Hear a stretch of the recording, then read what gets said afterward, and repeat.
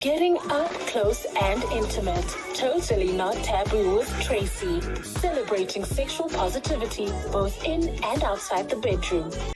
Hello again, and welcome to another episode of Totally Not Taboo with Tracy.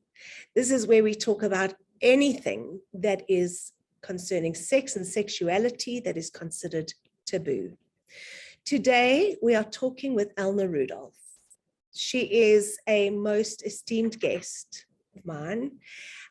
She is a doctor, sexologist, and the president of the World Association of Sexual Health.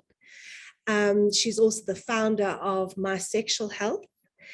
And it's just with great privilege that I welcome you, Elna, onto Totally Not Taboo. And we're going to have a great discussion today all about sex and religion. So without any further ado, would you like to just say a little bit more about yourself and just introduce yourself some more? Thanks, Tracy. Thank you for having me on your podcast. It's a pleasure to be here and to be talking to a colleague. So I am a Christian sexologist, and that sounds a bit like an oxymoron, actually, because Christians don't tend to talk about sex, and when they do, it is in a very judgmental way. But I actually believe that, from a spiritual perspective, that it is my calling to speak specifically about sex within the church. So people I serve, it honestly doesn't matter what my religion is, who I serve, because as professionals, we are trained not to impose our personal values and our religious views onto patients. So, I can honestly say that, and it didn't happen overnight. I needed years of training before I could honestly be completely non-judgmental within my practice. But I can render sexual health services to anybody from any religion, but I tend to render sexual health services to a large extent to Christians, because I think they relate with me and they feel safe with me, and then also venture into speaking within the church about sex as well, which is important because so little is spoken about sex in a positive manner. I mean, sex is not permitted before marriage. No self pleasure is permitted. That's the narrative. I'm not saying what is and what isn't here, but and then when you're married, it is then also sin not to be able to pleasure your partner, for instance, and not to, I said to somebody the other day, because we're in a small town here, and people said to her that it's inappropriate that she doesn't go out with her husband. He goes out for a drink and she's not there. And I said, like, it's expected of a woman to physically keep the guy zip up, because that's kind of the narrative within the church. If you don't keep your husband happy, he will go and have sex outside, which is absolute nonsense, obviously. But so if somebody doesn't come with a narrative that is more centered around the truth, honestly, and where patriarchy isn't the basis for the narrative, but actually something that is based on equal rights and on just truth, and I feel very comfortable to think that I can speak the truth still within a biblical perspective, but not set in patriarchy. Yeah, I get that. And I was just speaking to somebody earlier about, where does this origin, where does it originate that this is, that if you don't give your husband sex, that he's going to go elsewhere. That's the one idea. The second idea is that there's so many rules and laws around men and their behavior and women and their behavior. Should they step out of these confines of the religion, that it can lead to sin. And I have my own ideas about that. And that's really because religion is such a patriarchal manifestation, should I say, it's man has interpreted the Bible. It's an interpretation of the Bible. So I do believe, it's my opinion, that it's because these men have their own issues with their own sexuality and their own inability to control themselves, that they've put these fences around what men should and shouldn't do, because it's their own stuff. So they think that this is the answer for all men, so they make it law. And this is really, really scary, because then, men who are preached to, they don't apply logic because they're fearful. And there's sin attached to the behavior. So what do you say about that? Yes, so I fully agree that the rules around sex are perpetuated due to a patriarchal kind of system. The guys think, and I mean, they won't agree with me, but that it's to their benefit to continue with these rules. If you just take a blanket kind of rule, like you're not supposed to withhold sex from your husband, for instance. But in the meantime, it is actually not to their benefit, because what good sex really is between two individuals that are equal, that can create a scenario where both can experience pleasure, because there's so much pleasure in that other person's pleasure. A lot of your own sexual satisfaction actually sits within the other person's true pleasure, not their fake orgasm, not their willingness to have sex with you, but in their enthusiastic consent, their enthusiastic participation, and then their authentic pleasure. So the kind of sex where the other person actually feels coerced into it is not pleasurable sex, but it is a lot more. It takes some more effort. It takes a much higher level of now I'm struggling for the English word. Maturity to be able to really have proper conversations about sex, because we try, if you look at anything from a patriarchal kind of perspective, not that I am the expert on patriarchy, but it's very much like the way we treat children. So it would be, you do as I say. The child doesn't have the full understanding for why, for instance, like my children, they have to wear pants under their skirts, which is bizarre, I think, but anyway. So now, instead of having a whole conversation with them about it, it's easier for me to just go and say, because the school says so, and now you must do that, And if you resort to that way of communicating about sexual stuff from a young age, your parents did it that way, then by the time that you're an adult, you're not used to having the complicated conversations about sex, about why is it more pleasurable for you when I very, very gently stroke your clitoris rather than, rubbing it, for instance. It's a conversation that any sexually active person should be able to have. But if you think of married people having that conversation, they absolutely cringe. So bringing it back to the have to wear pants under their skirt conversation. So now, I engage my children in this conversation about that. People who might end up making cartwheels and tumble turns and things like that do have to have their genitals covered in 2 layers. So mommy can wear a skirt only with panties, because I don't end up doing cartwheels generally, but other people have the right not to see a person's genitalia. So therefore, because you kids like to climb trees and stuff like that, for that reason, to protect other people's right not to see genitalia, we have to put pants under your skirt. So, but you can hear it's a very mature kind of conversation to have with a 2 and a 4-year-old.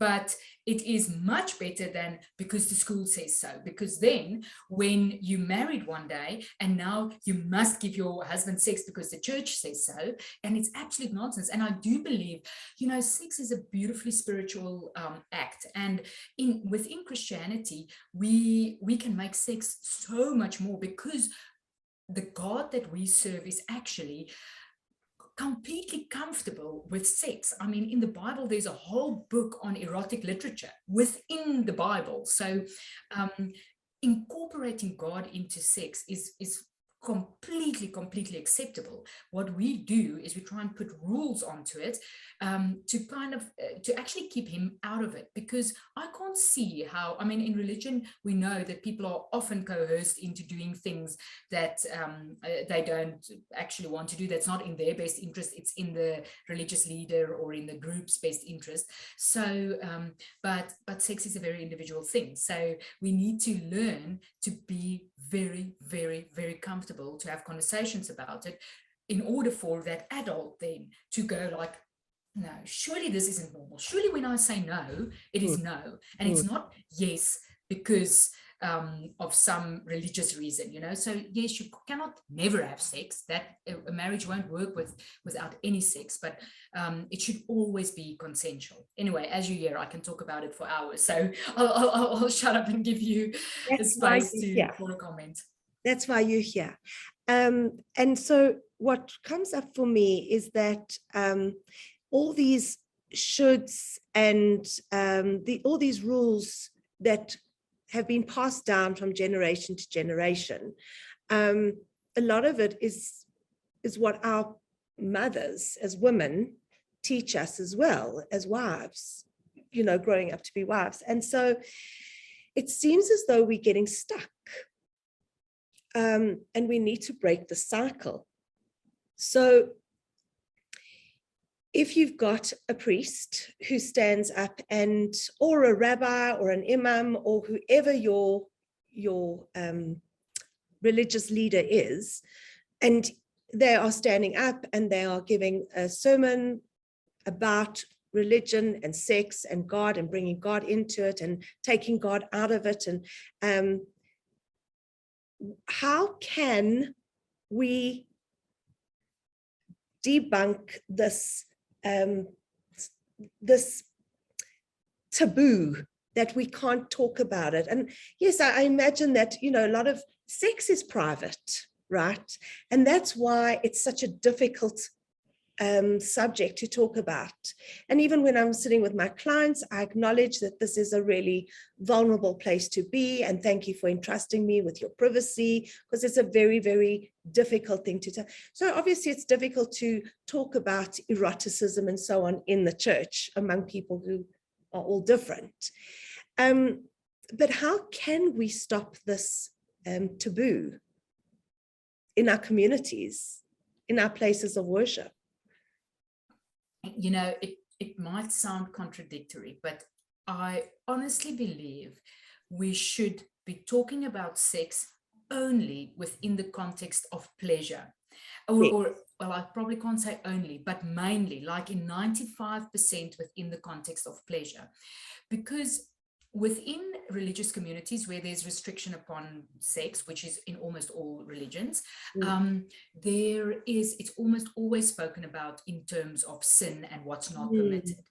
But at the World Association for Sexual Health now, with our sexual pleasure declaration and with more and more research coming out around pleasure, it becomes more evident that if you teach children that sex is pleasurable and that it should always be pleasurable, and that the moment that something doesn't feel pleasurable, it's not on. It's not okay if it's not pleasurable. Then you teach them their internal gauge will then go off the moment that they notice that, you know, she's 14 and her boyfriend is 17 and he's pushing for sex, but actually it feels uncomfortable because sex is pleasurable. It's not supposed to be uncomfortable. Or even if she did consent, but now is trying and it's actually uncomfortable, she can say, no, stop. Any kind of sexual anything that's not pleasurable is not cool. Then, I mean, next level is that some people do want, you know, when you talk about kink, but kink is the playing field of adults. You know, you don't have to talk to children about kink, honestly. Kink is for sexually mature individuals. Now you can bring BDSM kind of stuff in where there's still pleasure, but you get the pleasure from unconventional kind of forms of stimulation. But that's completely different. Okay. So what we do within the church is we talk about sex only from a negative perspective. Mm. So we teach children that sex is wrong and ugly and dirty, and that if somebody touches them, it is wrong. And, there's a lot of shame and unspeakable things about genitalia, for instance. Then, if somebody touches their genitalia, it's unspeakable. It's not something that they can talk about. They don't want to say that they're wrong. Admitting to your mom that you're wrong is just not, you don't want to do that. You get in trouble for that. And then also, look, many children who are sexually abused actually experiences it as positive in a way. And I mean, I'm saying this with great respect, but because they are being groomed into all kinds of other forms of touch, and they're feeling really safe and comfortable and loved by this person that is abusing them. Initially, they might not actually feel abused. So they might actually experience pleasure from it, which is actually, so therefore we have to be so very, very, very clear how we talk about sex. So for instance, with my children, I let them recite basically, is there any circumstances under which a child would ever touch an adult's genitalia? No, there's absolutely no circumstance under which a child would ever touch an adult's genitalia. Is there any circumstance under which two children would touch each other's genitalia? No, also not. Children don't touch each other's genitalia. But it's not because, and then I tell them, it's not because genitalia is shameful or there's something wrong with your genitalia or anything. It's just that some adults don't know their boundaries, and children should also know their boundaries, and genitals are private. Okay, but then is there any circumstances under which an adult would touch a child's genitalia? So then you would actually have to very, very specify, because you can't say nobody should ever touch you there, and then half an hour later you wipe your child's bum. Or bath. You're contradicting yourself, Yeah. So my children from the age of, from like literally right from the start, basically, when they can hold a sponge, they are encouraged to wash their own genitalia. So I don't wash children above the age of like 1.5. I don't wash their genitalia for them.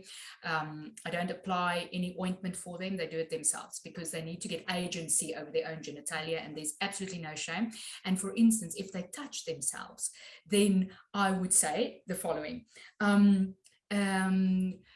Is it okay to touch yourself there? Yes, absolutely. But what is not okay? To do it in somebody else's presence. Okay? So, but then that narrative needs to change when they're a bit older, because they need to understand that two adults might choose to touch the other person's or their own genitalia in that person's presence. But I think for a child, it is acceptable to just think that it's, you can do it, but you just don't do it in another person's presence. The problem is infringing on that person's right not to see it, not your own right to touch your body. Sorry, you were going to say something. Okay, so that's what I just wanted the clarity about, because it's I love what you're saying. Yes, you can touch your genitalia, and yes, it feels good. And what is not appropriate is not to do it in front of other people. And why? And so your explanation is because it's an infringement on their privacy, kind of. It might be offensive to them. So is that the answer you would give them? Because I would kind of relate it to myself in a way. So there's a statement, and then there's a question in my questioning. But I imagine, because my girls are older now, so we don't have that conversation anymore. But as an educator anyway, I would imagine that I would say, we both have a vulva, vagina, whatever it is. And I also touch, yeah. It's pleasurable to touch yourself, and it's best to touch yourself in private, because it might make other people feel a bit uncomfortable. And does mom sit and touch her vulva in the company of other people? And then when you get older, you might want to touch yourself with your partner, because that's what adults do. So I would obviously, not exactly per se. Yeah, so the way that I talk to my children about sex at this age is because they, I don't want them to be talking to friends about sex. So I would say, in Afrikaans, we have this word vry, which is just a nice short word for French kiss. So I would say that adults would sometimes do that when they French kiss, but vry, because like they might see my husband and I vry. Because it's okay for children to see adults French kiss, but children should never, ever, ever be exposed to actual sexual content, and including the sex of their parents. But so it's a concept that they are aware of, that adults would French kiss. And but I mean, obviously, growing up in a sexologist house, they are aware of the term sex. But you do not have to be that graphic, but you do not have to lie. Well, I just try to never, ever, ever lie to my children. So, for instance, look, I don't profess to be the best parent under the sun at all, but I try to get these things right and rational. So I don't lie to them about Father Christmas or the Tooth Fairy or the Easter Bunny. So, but what I would tell them is, if you make believe it, it can be true. Just like Barney, if you make believe him, he can be your friend too. So I tell them that, remember, Father Christmas is make believe, but if you make believe him, then, so we still, they actually still believe in it in a sense, but they're never going to come to a point where they go like, but you have been lying to me all along, because I need them to believe me when it comes to the serious things like their protection.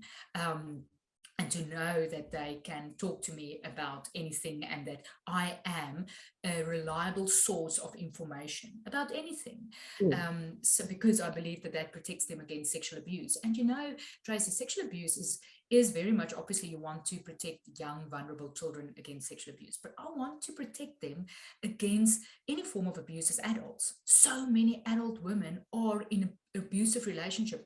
So many religious Christian adult women, and in other religions as well, are in terribly, terribly, terribly abusive relationships. And when I speak in the church, and I often get the opportunity to speak to leaderships of a church, because the church won't expose me to their whole congregation because I'm too liberal for the whole congregation, so I'll just get a chance to speak to the leadership. And then I tell them, don't you dare send a woman home and tell her to go and give sex to her abusive husband, because he's bullying her. And don't you speak into that narrative and enable that bullying to continue based on some little piece of a little verse of something that you read in the Bible that is out of context within the context of bullying. So a lot of bullying takes place within religious couples, like in any other couple, but that bullying can happen under the umbrella of, I'm the head of the house and you should do as I say. And actually, that head of the house principle, my husband and I are experiencing that right now, where he made a business investment that put us on this farm in the Northern Cape, which has been fantastic for us as a family. But now we have to make a decision about where we as a family will move to, and then we will probably stay there for the foreseeable future, because our oldest daughter needs to go to school now. And those are the kind of things where the head of the house becomes so super, super important, because we talk about this, and believe me, we negotiated, and there's a lot of power struggles going on there, and a lot of emotions and lots of things involved in here. But still, as a Christian couple, I honor the fact that this head of the house thing, that he needs to have peace with where we go, I fully acknowledge. And I tell him that he can be ridiculously selfish in that decision. He can decide that we need to go and live there or there because he can make more money there, and it's not necessarily in the best interest of us as a family. So it's massive. That head of the house thing is huge, but the head of the house thing is not supposed to be misused as I am the high desire partner, you the low desire partner, and that means you must just give me sex whenever I want it.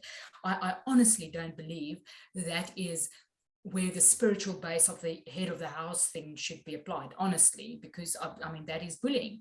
So, and I don't see that the God of love that we serve in Christianity would endorse anything that looks remotely like bullying.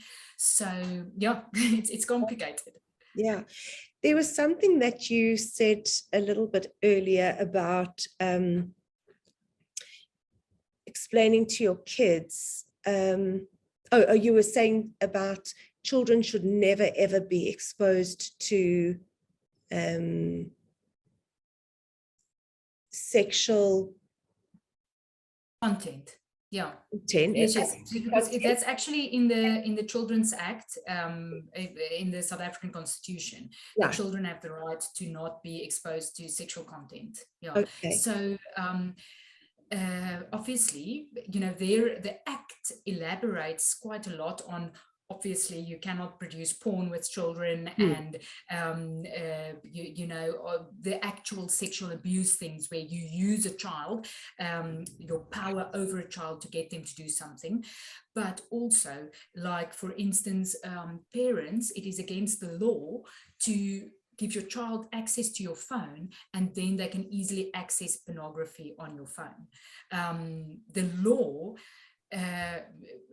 well, it's child abuse if you don't protect your child against sexual content. So in the old days, where the dads would have Scope magazines and the children can actually see those Scope magazines, it's against the law to allow that. So and obviously, you know, we only hear about these things when it gets into the news, where it's been extreme kind of cases. But when you speak to adults, and you know, Tracy, how traumatized adults sometimes still are because they were aware of the sex that their parents were having. And interestingly enough, maybe you can tell me if you also experience that. If it is a child's biological parents and she's just aware, like there's like few sounds coming from there, it's like a bit awkward, but it doesn't traumatize them. But what I've seen so often is if the one parent isn't the biological parent, if there's another person with that biological parent and they can hear the sounds coming from that room, they think it is violent in some way, you know, because they don't know how to contextualize it. And it's actually not allowed, because that's sexual content. The sounds is associated with sex. And look, we live in a country where most people live in one-room houses, but even under that circumstances, if you can have some form of a screen, if you can mute the sound to as much as you can, it is not okay to expose children to sexual content. So I know why it's not okay. Can you tell the audience why not? Because children's brains actually are so super susceptible, and their first exposure to sex, it is as if there is this little space in one's brain that is just there for that first exposure to sex, and it's supposed to be something that has a very gradual build-up and a very consensual process that happens at a time when a person is really ready for it. If it happens under that circumstance, then it is not traumatic, and then it is almost as if that space in the brain shrinks again, and it becomes a non-event to a certain extent, because a person who's had a beautiful first sexual experience won't continue to talk about it for the rest of their lives. It's just right. But if that void, I mean, this is now, it's an oversimplified way of thinking of it. But if that void is filled with something that's non-consensual, that the person is not ready for, and that is associated with trauma in any kind of way, you know, if there's any kind of violence or a sense of insecurity attached to that, it is as if this little space becomes this, and all the neurons in the brain end up running through this little space in the end. And I mean, it doesn't happen like that for all adults, but you know how we sit and talk to adults that have developed overvalued ideas about something, and sometimes they were like, I remember the first time I was exposed to porn in my whole life was when I was already at university, and I was traveling overseas with my parents, and we were in Amsterdam in a normal shop, and I saw a postcard of this humongous penis going into a vagina on a postcard, and it was also of two people that weren't of the same race. And like until this day, I can remember it as if I saw it yesterday. It traumatized me, literally. And I mean, it's actually, what is traumatic about that? Actually, nothing. I mean, it could have been beautiful, consensual sex. There's nothing actually traumatic about it, but it traumatized me. And glitter all over it, and Yeah. Peter Pan in the background, and yet it was Yes. Yeah, but it did traumatize me. So we need to, and because the research shows us that children that had been exposed to sexual trauma end up with eating disorders, they end up with anxiety and depression, they end up being less resilient than other children at school, and then also in adult life, they are less capable of coping with stress as adults as their peers who were not exposed to sexual abuse, so you never know if that child will be traumatized by this one porn picture that they see. And children are actually amazingly resilient, so most of them won't be traumatized by it, or by playing doctor, children touching each other's genitalia, most of them aren't traumatized by it. But obviously, if this is, how do you know where to draw the line? I have had patients who've been exposed to only one incident, and now decades later, it has underpinned their whole adult life. Not actually only in terms of sexuality, in terms of who they are as a person, is underpinned by this one thing that they were exposed to. And it's actually crazy to think of that. So for me, my calling, I honestly believe the reason why I was called from a spiritual perspective to be a sexologist. And in Christianity, we believe in gifts of the Spirit. So there, and we believe in like actual power. It's almost like magic. You could equate it to magic, if you're speaking outside of a Christian environment.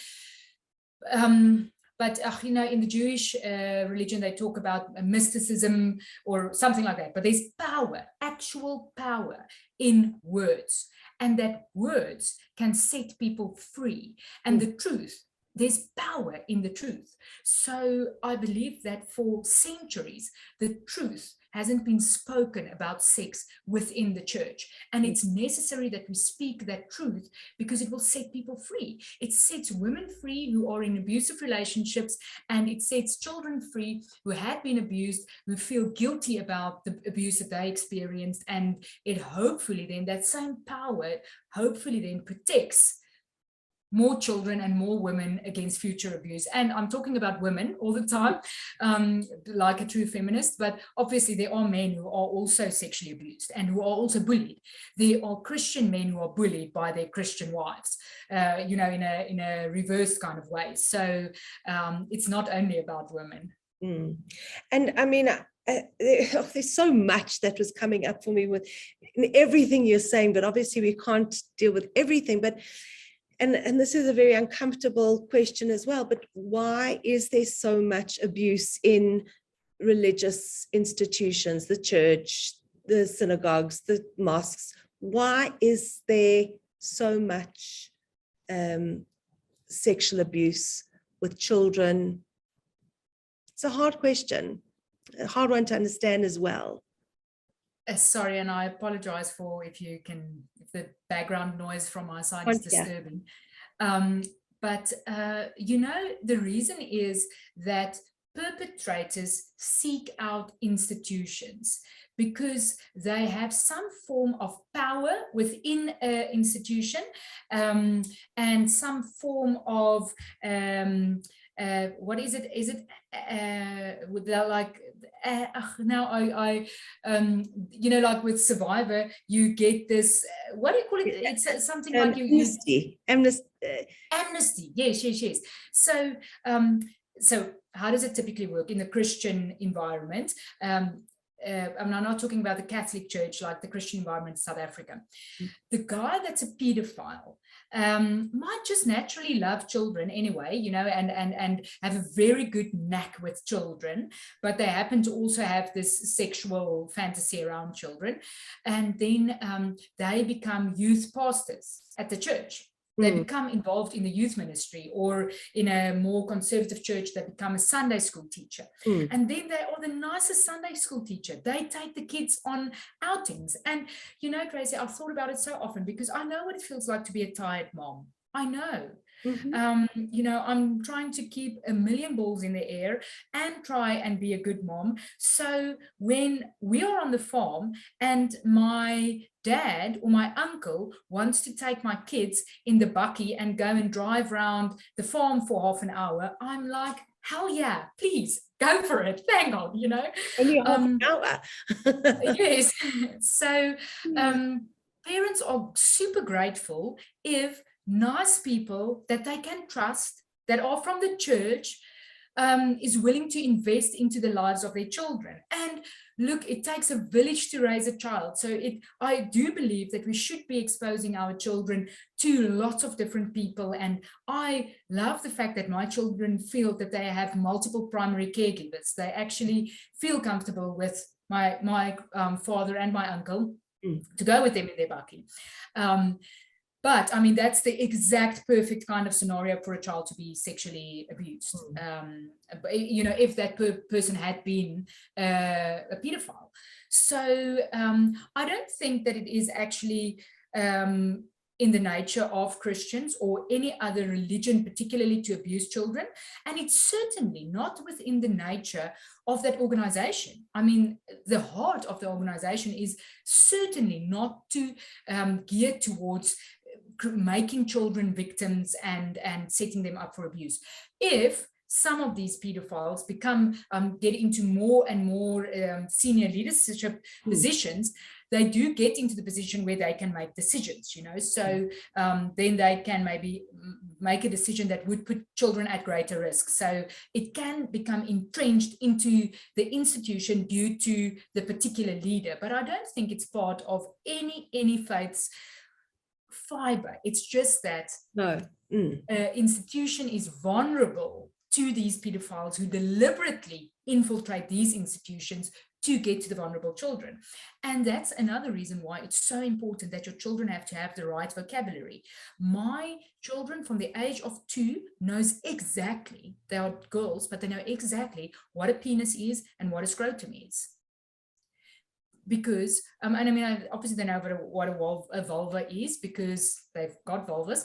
And this is my rule. When a child can say February, they can say clitoris. I mean, it's equally, why would a child be able to say February but not clitoris if they have a clitoris? They don't have a February, they have a clitoris, but why won't they say it, you know? So my daughter's birthday is in February. So when she could say February, I taught her that she has a clitoris. So they know they have a vagina and a clitoris, but I mean, you generally don't refer to it. It's very seldom necessary to refer to a clitoris. As a vulva is more than enough explanation. But for instance, a child that was coerced into touching an adult's genitalia, if my child told me that they saw somebody at the school's penis, and I go into more detail and I find out that no, it was actually just because the guy was taking a wee against a tree and they saw the tip of his penis. Okay, I mean, no, you shouldn't be taking a wee in front of children, but that's not abuse. But if my child tells me that she saw a guy's scrotum, I'm like, under what circumstances would yes. So, you know, that's why it's important that she must know what a scrotum is. Exactly. It's more important that she knows what a scrotum is than that she knows what an elbow is. Much more. So, you know, and now, because purity and being prudish is actually professed as a value within the church, it's exposing children against sexual it is making them vulnerable to sexual abuse. Because if a child, and you know, Tracy, with these court cases, often these guys go without any prosecution, because when that 5-year-old gets onto the stand and they have to say what happened, they don't have the vocabulary, you know. So I mean, even a mom like me, all of us can only do everything we can to protect our children against abuse. But even despite our very, very, very best efforts, they can still be abused. I mean, I experienced it yesterday at my child's school.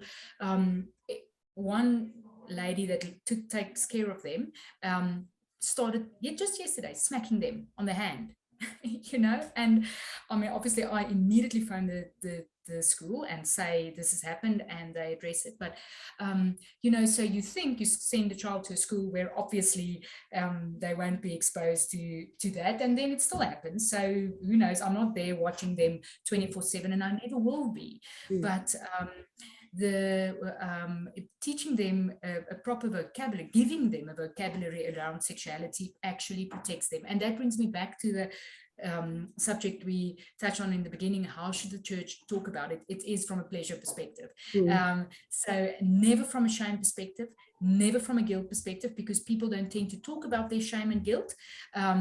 So it doesn't help them. It doesn't give them any power if they only know about it from a shame and guilt perspective. Because then even if you say you must satisfy your husband, even that narrative is around shame and guilt. Absolutely. And not around...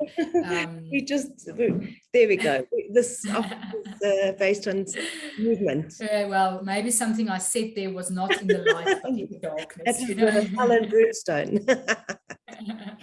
Just going back to, so I agree with you completely that all religions teach love, kindness, generosity, love for your fellow man. And one of my all-time best sayings is, you cannot judge the religion by the religious, because not everybody who is religious is pious, right? So, but what does concern me are these religious leaders who are leaders of congregations who, like for me, that's about, as you said, people have got their own issues around their sexuality and their own traumas around sex and their bodies and so on. And they enter the church or whichever religious institution it is with these issues. But for me, there's when we're talking about religious leaders who are molesting and abusing children, it's so much more sinister for me. Even though I see every single human being as a holistic human being, that we don't just arrive on this earth malicious and out to do conscious harm. We don't, and we are, for a lot of the time, product of our own childhoods. So but it's just the contradiction, and I always want to know why. What is going on? Are these religious leaders in a position where they are preaching something that is just, even for themselves, is unattainable? They are suppressing their own sexual desires. They're also feeling shame around their own sexuality and their pleasure, and for them pleasure equals sin, pleasure equals hell. And so that's what really upsets me, because the religion is good. It teaches all the good things, gives us a boundary with which to live our lives, and discipline and rules that are good and healthy. And that's really the concern that I have about religious leaders. No, look, it's a massive concern. I think that there is often also some narcissism at play here. That they, the kind of person who enjoys taking the limelight and, speaking at people and that. And then there is this self-righteousness that comes with that, what we know from the narcissistic personality disorder. So I think there are some personality disorders that also come into play here. But generally, I 100% agree with you that it is probably from the hurt of that own person, that person's own hurt, that this comes forth. And guilt and shame causes massive hurt, massive trauma to people, massive. So even if this person was not necessarily sexually abused themselves as a child, but the guilt and shame narrative could have could have traumatized them so much. And yes, therefore consent is everything, so if the pastor or the rabbi or whoever it is talks about consent all the time, about how who can give consent, so children can obviously never give consent ever, under any circumstances can a child ever give consent to anything sexual, and then only when they are over the age of 16 can, then consent becomes something that might become applicable. But you must always take power relations into consideration. And that's for us as healthcare providers. For instance, there's no situation under which a patient of mine can give consent to sex with me. There's no such a situation because of the existing power relationship. So, but not all professions are taught that. I mean, if the accountant, the attorneys had a whole day lecture on this, I think less of them would end up banging their secretaries, because you know how often that happens. Because only attorneys. I've got news for you. Sorry? Only attorneys. Yeah. Yeah. Yeah. No, sorry, and sorry for generalizing No, there. I was saying it's everywhere. Yeah, because my husband and I disagree about this. I say there is actually a secretary does not have the ability to consent to sex with her boss because of the power dynamics. And then he's like, no, man, obviously, and also some secretaries would like to say that no, they consented and it's what they wanted and so forth. But for us who know about power dynamics, it's something to think of. And actually, if you think of the whole narrative around sex in the church and within marriage, is the husband is the head of the house, and sex is something that should be consented to amongst equals. So can you really give true consent if it is like that? It's debatable to me. When I was in Sydney, where I did my master's degree, and I shared with my classmates who we were only 2 Christians in the class. You know how sex works within a marriage in Christianity? They were like, you're in a master-slave relationship. You realize that? This is BDSM. And I'm like, no, BDSM, sin, no. This is Christianity. And they're like, this is a master-slave relationship. So it's crazy actually to think of it like that, but that's the reality. Absolutely. And then there are some, I suppose today the buzzword is role equality, and but that's for another discussion. But now you have embarked on this journey at Media 24, and it's this other at Viva, something like that. This show that you are involved in, it's called 80 Slab. Yes. And I was even in the webinar that you presented with Niels van Jaarsveld. Niels van Jaarsveld. Yes.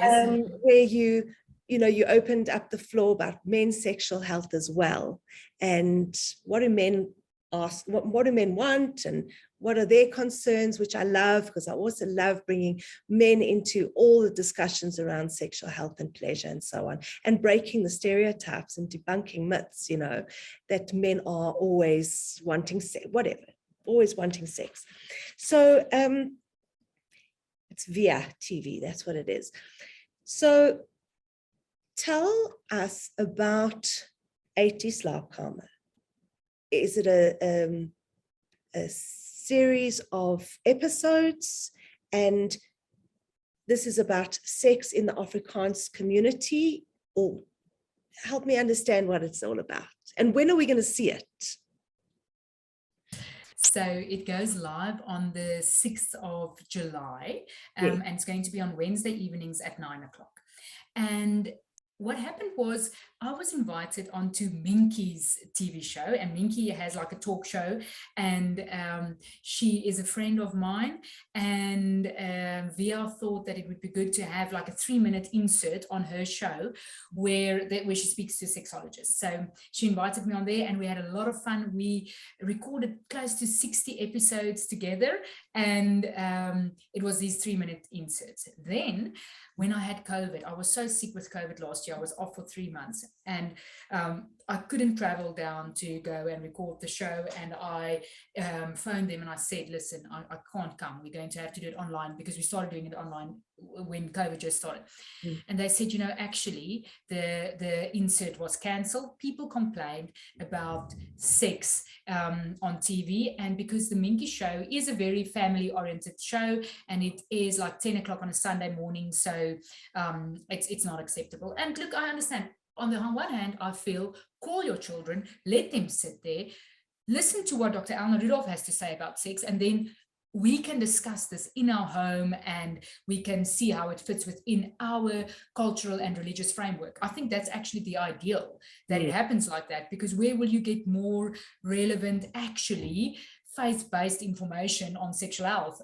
Minky Show isn't a Christian show, but we know that most of the viewers are Christian, so it is presented in a relative conservative kind of tone. But anyway, got cancelled, and my heart was broken, because, well, I loved recording the show with my friend, and I enjoyed the TV work, and it was nice. And somehow, and that's also where my spirituality comes in. I was really devastated, but I just felt in my heart that, this door is closing, because there is a much better door about to open. And then, not long after that, Via contacted me and said they now want to do a 30-minute show. So the content went from 3 minutes a week to 30 minutes a week, where we've got these 3 guests in the studio with me. It's Niels van Jaarsveld, who is a very famous Afrikaans actor. And then Bianca Legrandsie, she's a colored lady that did very well in the first round of Idols. And she's a celebrity. And then Audrey... Models. You remember, yeah. And then Audrey Bevier is she's also an actress, and she's an older woman that represents the, like the menopausal women. And she's like this. I say to her, every child in this country should have been raised by her, and she's actually very interesting, because she's like a proper hippie in a sense, so she's not she's very alternative. So anyway, the 4 of us sit in a lounge and we talk about sex in 3 segments. The first one is out of the doctor's office, so uit die spreekkamer. Then people write in about erectile dysfunction and menopause and the more medical kind of stuff, and then they give their opinions about it, and then I give the medical answer. And then the second section, we talk about parenting and sex. So every week we address 2 questions, real questions from parents, like, my child came out as transgender. I caught my 17-year-old son kissing his best friend, another boy.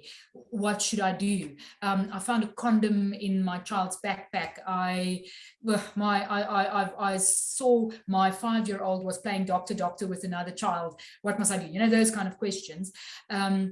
And then the last section, we talk really out of the bedroom, where we now talk about stuff. And interestingly there, we got so many questions about swinging, for instance, about consensual non-monogamy.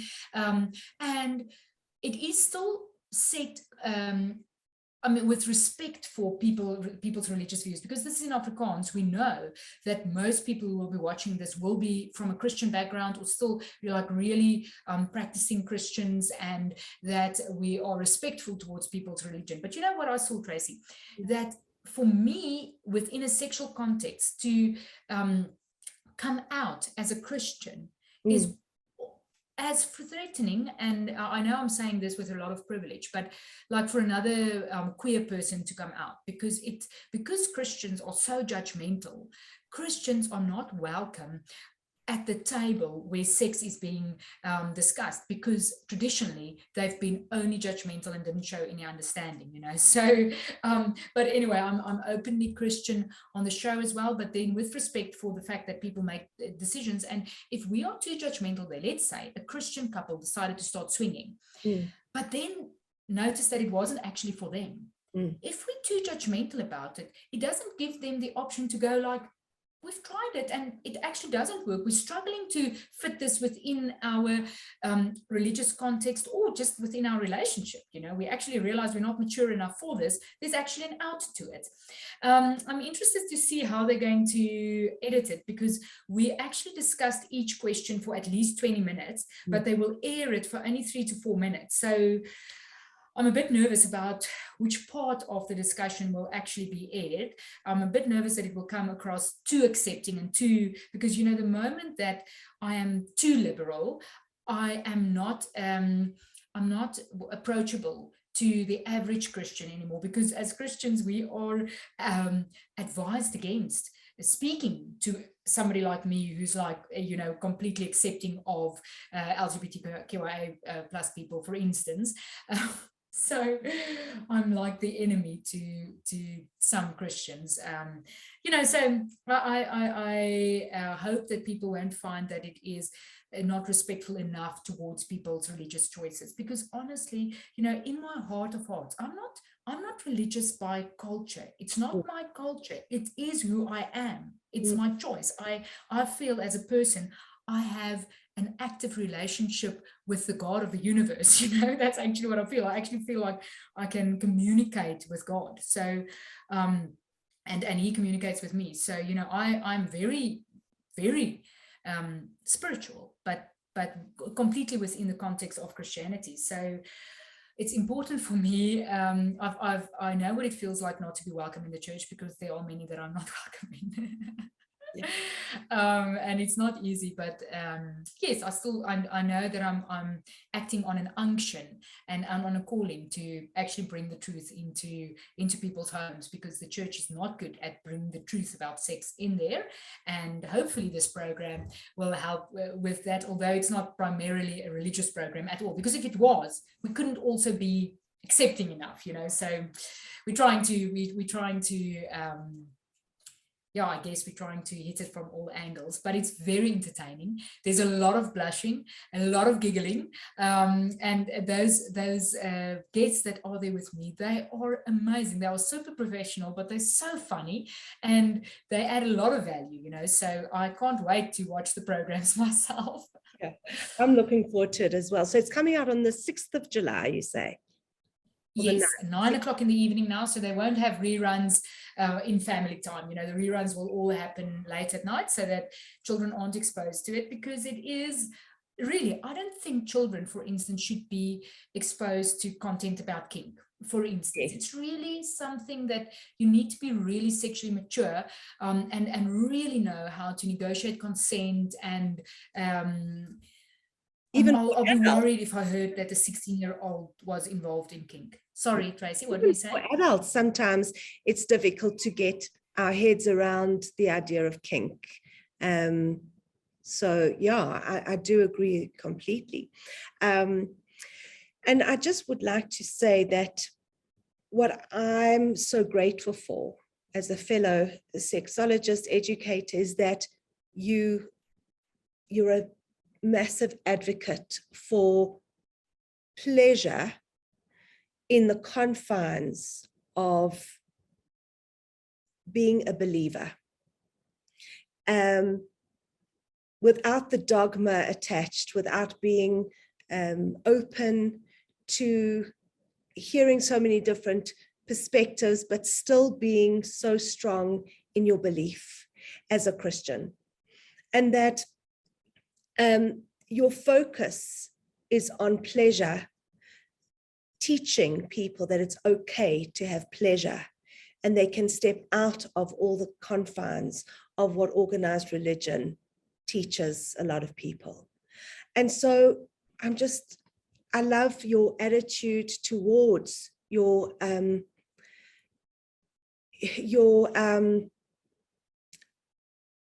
power, your attitude towards your opinion on pleasure.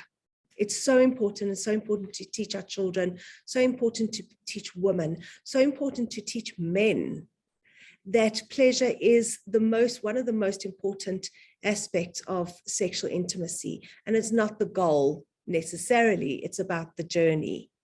And that it is possible to achieve pleasure within the confines of a religious structure. So I just really thank you so very much for taking time out to spend with me on Totally Not Taboo and to addressing these issues here. I also want to tell our audience that Dr. Elna Rudolph is very humble. because she's built My Sexual Health over the last 10 years, which is an incredibly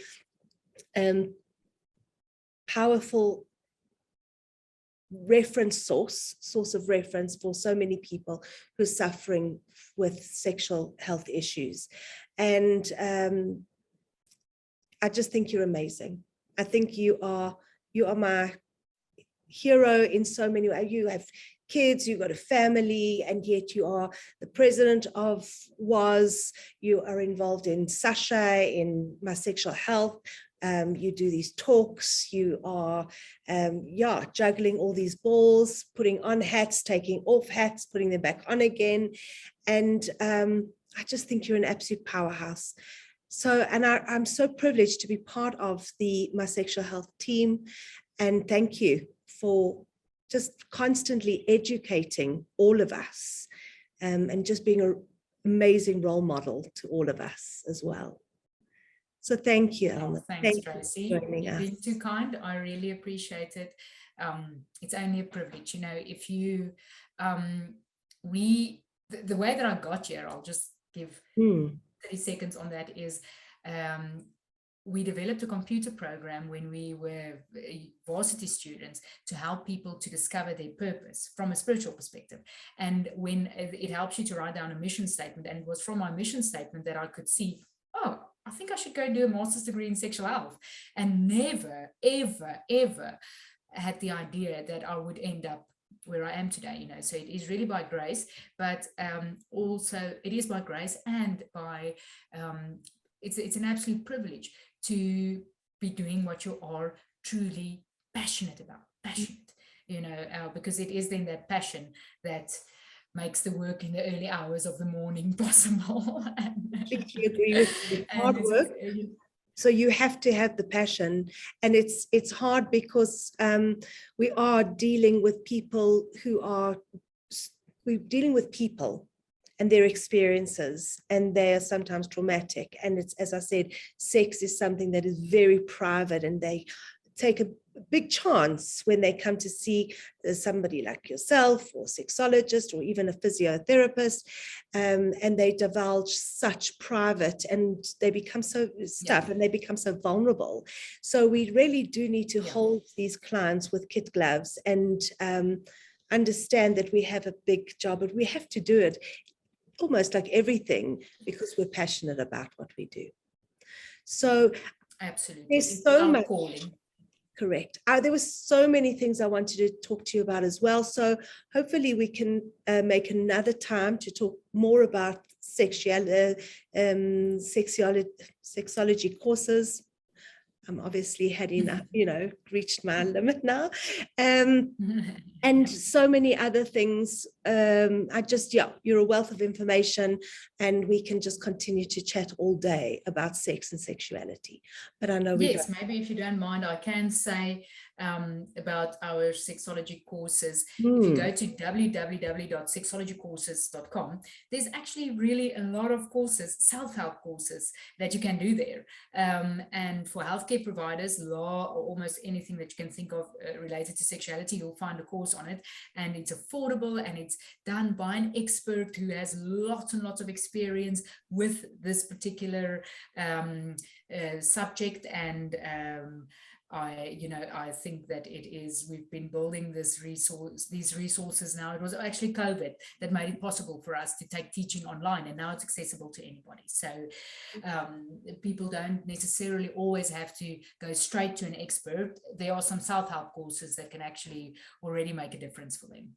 And this is for lay people as well, not only psychologists, sexologists, social workers, and physiotherapists. It's for the lay person who would like to join online and do sexology courses. And if I understand correctly, they can even become qualified sexologists once they've done all the courses and obviously been through So this is the way that it works. Firstly, like you've got a course on there, the sensual massage course. So that's a couple just want to learn how to do sensual massage.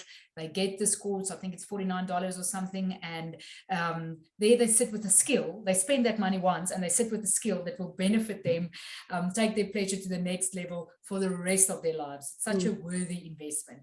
So we've got a few courses like that on there. And then for healthcare providers, there are individual courses, but you can also buy it as what's called the Sexology Starter Pack. So it's this whole bundle of courses, 60 hours of learning. And when you've done that, you know that you've ticked all of the boxes for the basics to be a sexual health provider. For people who are not healthcare providers, they can also do this, but they then become educators. So, and we actually now have a formal association with educators at My Sexual Health, as long as they don't sell themselves to the public as, we don't want them to sell them as a sexologist, because you need a master's degree to be a sexologist, but like they can sell themselves as sex educators, but not therapists or counselors, and they have a lot of value to add, you know, because knowledge is power. So with the knowledge they have, they can empower a lot of other people. So it is open to non-healthcare providers. My Sexual Health is all about credibility, credible sexual health providers. So we are there to tell the public, to say that, for instance, like you, Tracy, I mean, you're so super trained in body work, but as a person that is registered as a healthcare provider, you choose to stay within the confines of a healthcare provider, which, although you can still do intimacy coaching, you're just not physically hands-on, you know, doing the technique on the person.